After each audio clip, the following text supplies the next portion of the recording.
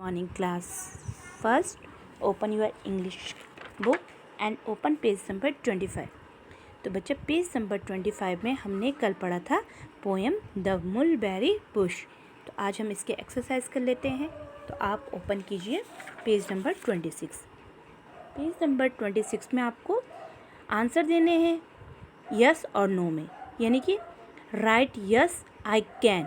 I can मतलब बच्चा मैं कर सकता हूँ, और नो यानी कि जो आप नहीं कर सकते हो उसके लिए आप आंसर दोगे आई कैन नॉट।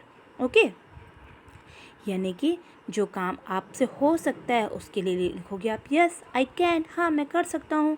और जो आप नहीं कर सकते हो तो उसमें आप लिखोगे नो आई कैन नॉट या आई कांट, है ना। तो आप जैसे आपने यहाँ पे आंसर आपसे क्वेश्चन पूछा can you brush your teeth, क्या आप अपने टीथ में ब्रश कर सकते हो। तो सारे बच्चे कर सकते हैं, तो आपने यस आंसर लिखा यस आई कैन, हाँ मैं कर सकता हूँ। अब देखिए सेकंड है कैन यू सिंग, आपसे पूछ रहे हो कि आप गा सकते हो। अब देखो गा तो सभी सकते हैं, है ना। अब कोई बच्चा ऐसा है, ज़रूरी नहीं है सुर में ही गाना। एक जैसे आप पोएम बोलते हो, पोएम भी तो आप गा के बोल सकते हो। तो यहाँ पे पहले नो आई कैन नॉट था, लेकिन आप गा सकते हो तो आप लिखोगे यस आई कैन, हाँ मैं गा सकता हूँ। ठीक है। Third can you comb your hair, क्या आप अपने बालों में कंघी कर सकते हो। तो बच्चा आप क्लास फर्स्ट में आ गए हो, इतने बड़े तो आप हो गए हो कि अपने बालों में कंघी कर सकते हो। तो आप इसमें लिखोगे यस आई कैन, हाँ मैं कर सकता हूँ। Okay. Can you tie your shoes less, क्या आप अपने शूज़ लेस बांध सकते हो। तो आज जो बच्चा बांध सकता है वो लिखेगा यस आई कैन, जो नहीं बांध सकता है वो लिखेगा नो आई कैन नॉट। वैसे तो आप सब बांध सकते होंगे, अब ज़्यादातर mostly answer yes I can में ही होना चाहिए। अब फिफ्थ है कैन यू स्विम, क्या आप तैर सकते हो।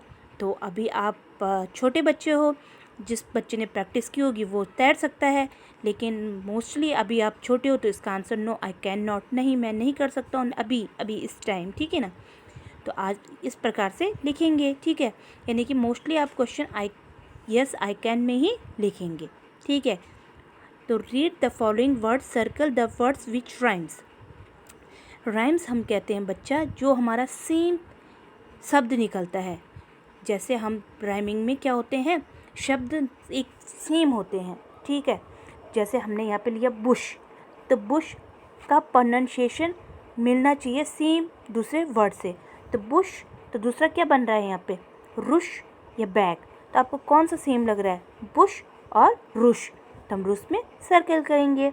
सेकंड अर्ली लेट या curly, early curly, early curly, early curly, तो कर्ली। थर्ड का वे नाइट या डे, वे डे, वे डे, तो वे में आप सर्कल करेंगे। फोर्थ टेक लेक और सन, तो टेक के साथ किसका राइम बन रहा है, टेक लेक, टेक लेक, तो लेक का। बन सन या चेयर, तो बन सन, यानी कि दोनों का जब हम उच्चारण कर रहे हैं, प्रोनाउंसिएशन कर रहे हैं, हम मुंह से बोल रहे हैं, तो दोनों के साउंड्स क्या आ रहे हैं, सेम आ रहे हैं, जो उनके फोनिक साउंड है वो सेम आ रहे हैं। तो इसी को हम क्या कहते हैं, राइम्स कहते हैं।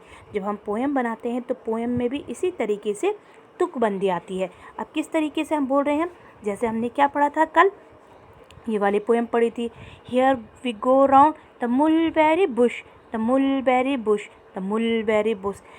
3 तक आपका एक सेम था, ये तो खैर सेम ही है, सेम वर्ड्स का रिपीटेशन हो रहा है, लेकिन ज़्यादातर हमारे जो राइमिंग होते हैं तो राइमिंग में हमारे क्या होते हैं, साउंड हमारा सेम निकलता है। जैसे बुश रुश, अर्ली कर्ली, वे डे, टेक लेक, बन सन। तो इस प्रकार से आप इनको अपनी बुक में ही फिल करेंगे। तो आज हम इतना ही करेंगे, साथ में इस पोएम को भी लर्न करेंगे। ओके।